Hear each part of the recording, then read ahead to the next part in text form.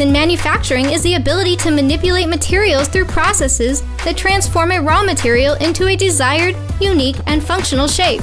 Traditionally, machining was performed by hand, and these techniques are still used in manufacturing today. Accessibility of powerful computers has allowed many companies to utilize the benefits of controlling equipment with a computer numerical control, or CNC, resulting in higher precision manufacturing with processes including plasma cutting, punching, robotic welding, and more. While many companies use CNC machines to control various manufacturing equipment, they all do so in a unique and specific way to produce their trademark products.